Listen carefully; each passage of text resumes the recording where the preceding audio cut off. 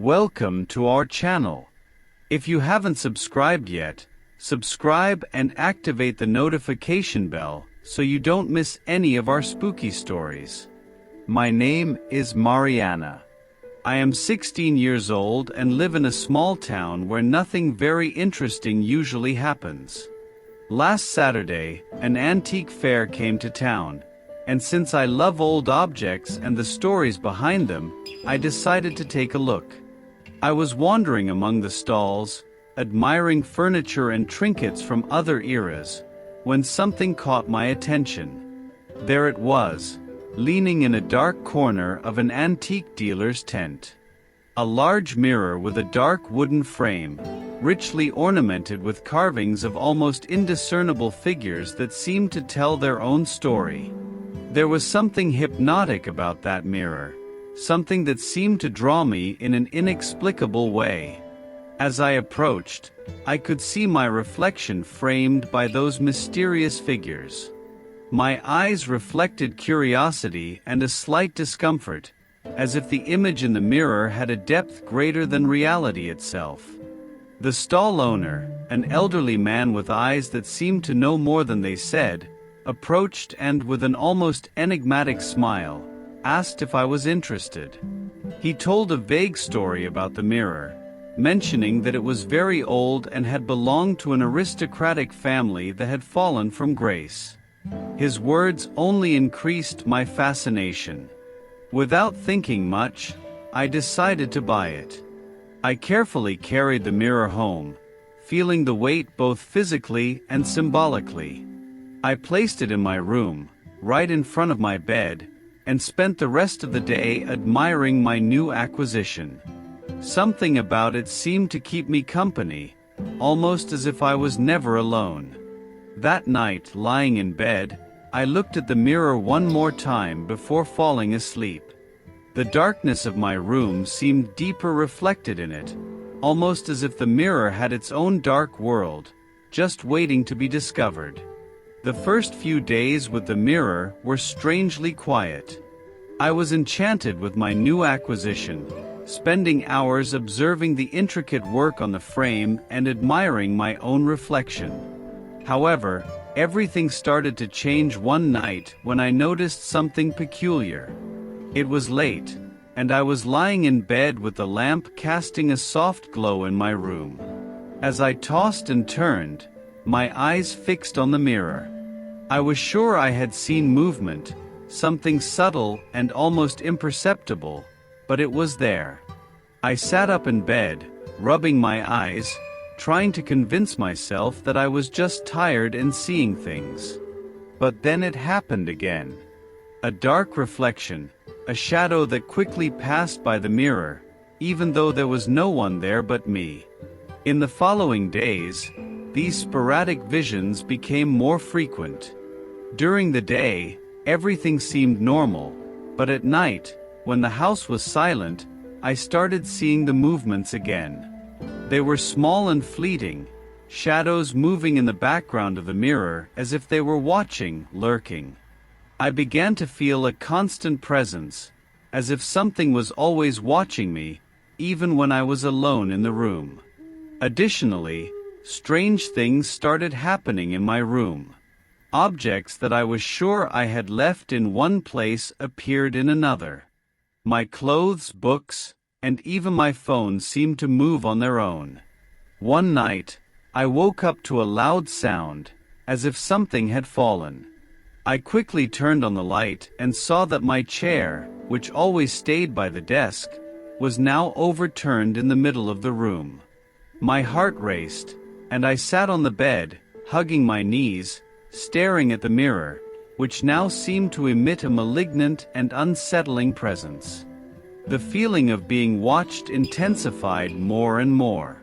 It was as if invisible eyes were following me, analyzing my every move. Even during the day, I could feel a shadow hanging over me, especially when I was near the mirror. The situation began to affect my sleep and my mood.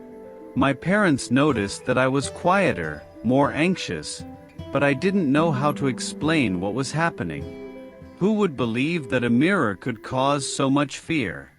I was living a waking nightmare, and the mirror, which was once a beautiful antique artifact, now seemed like a portal to something dark and disturbing. And the worst part was the growing feeling that this was just the beginning. That night, everything changed. It had been a week since the first signs began to appear, and I was exhausted, both physically and mentally. I was lying in bed, struggling to keep my eyes open, when I felt a chill run down my spine.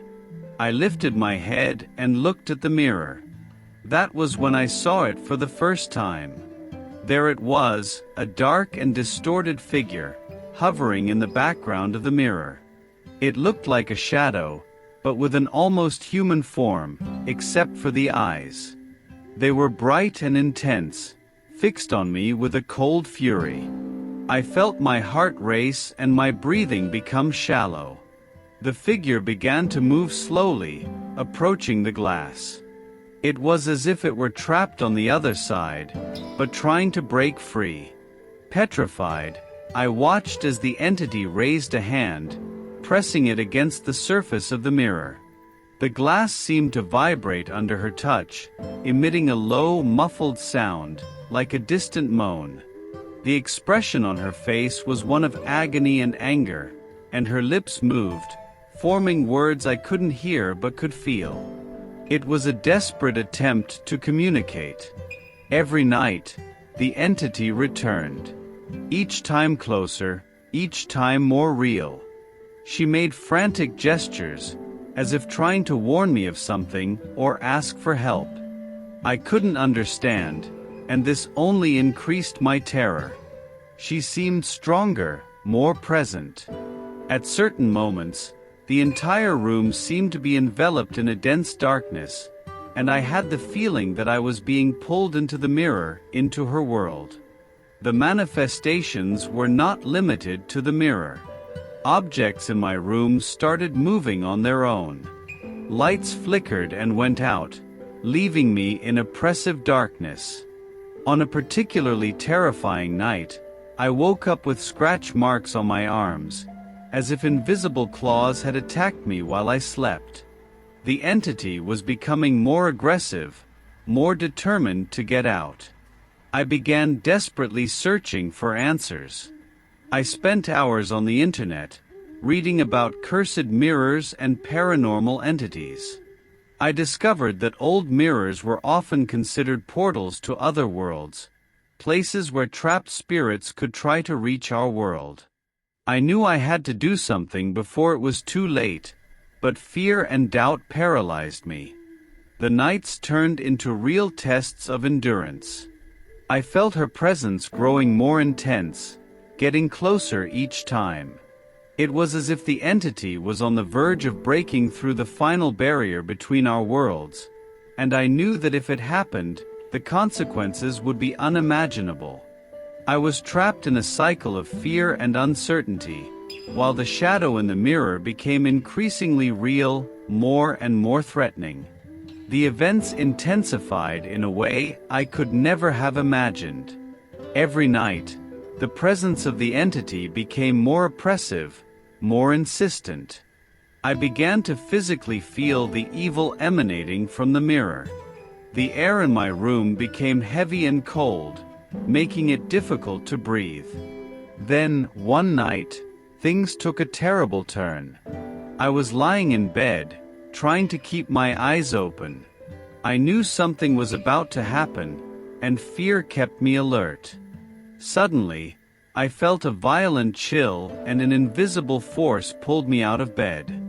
I hit the floor with a dull thud, and before I could react, the entity was there, more real than ever. She had partially crossed the mirror, half of her body now in my world, the other half still shrouded in the darkness of the glass. The shadowy figure advanced towards me, and I felt her icy hands grab my arms with immense strength. I tried to scream, but my voice was stuck in my throat. The pain was unbearable, and the marks of her fingers were etched into my skin like ice burns. In a desperate move, I managed to break free and run to the door, but it was locked. I looked back and saw the entity retreat into the mirror, her eyes still fixed on me with indescribable fury. The next day, I told my parents everything, hoping they would believe me. But, as I feared, they thought it was just a nightmare, the result of my stress and lack of sleep. They promised that everything would be fine, but I knew the entity was growing stronger and that I needed to act fast. Desperate, I began to research more deeply about the mirror. I discovered that it belonged to a woman named Elizabeth, who lived in the 19th century and was accused of practicing witchcraft. She had been imprisoned and executed, but before she died, she cursed the mirror, promising to return to take revenge on those who betrayed her. The mirror was passed down from generation to generation, always bringing misfortune and terror to its owners. I decided to seek help outside the home. I spoke with a friend who had an interest in paranormal matters, and together we found a local medium known for dealing with evil spirits. She came to my house, and as soon as she entered my room, she immediately sensed the entity's presence. The medium told me that the entity was trying to use the mirror as a portal to fully enter our world and that we needed to act quickly to stop it. The medium instructed us to perform a protection and banishment ritual using candles, salt, and a series of ancient incantations. That night, as we conducted the ritual, the entity manifested more forcefully than ever. The lights flickered violently, and a cold wind swept through the room, extinguishing the candles and scattering the salt. The entity tried to break the protective circle we had created, and I felt a searing pain in my chest, as if it was trying to rip out my soul. The confrontation was intense, and for a moment, I thought we wouldn't make it.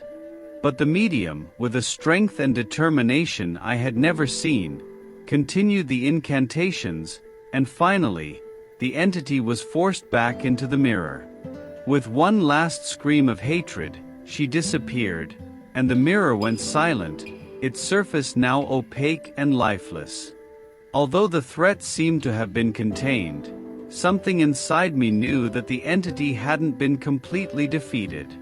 She was there, lurking, waiting for a new opportunity to cross the portal and finish what she had started.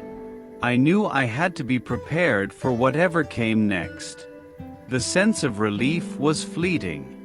Although the entity seemed to have retreated, I knew she was still present, waiting for her chance to return. The following nights were somewhat calmer, but the tension in the air was palpable. I knew I needed to find a definitive solution before the entity regained her strength. I continued my research on the mirror's history and banishment rituals. I found an old book of witchcraft in the city library, a dusty tome that seemed untouched for decades. There was a chapter on entities trapped in objects and how to banish them permanently. The key was in a complex ritual that involved not only protection and banishment but also the destruction of the object in question. With the book in hand, I prepared everything for the final ritual. I waited until a moonless night when the darkness was most intense, and the energy in the air seemed to vibrate with an almost tangible unease. The medium agreed to help me again, bringing with her a series of protective talismans and sacred herbs. Together, we drew a circle of salt around the mirror and lit black candles, whose flames danced as if moved by an invisible wind. We began reciting the incantations from the book, an ancient and powerful language that reverberated through the room.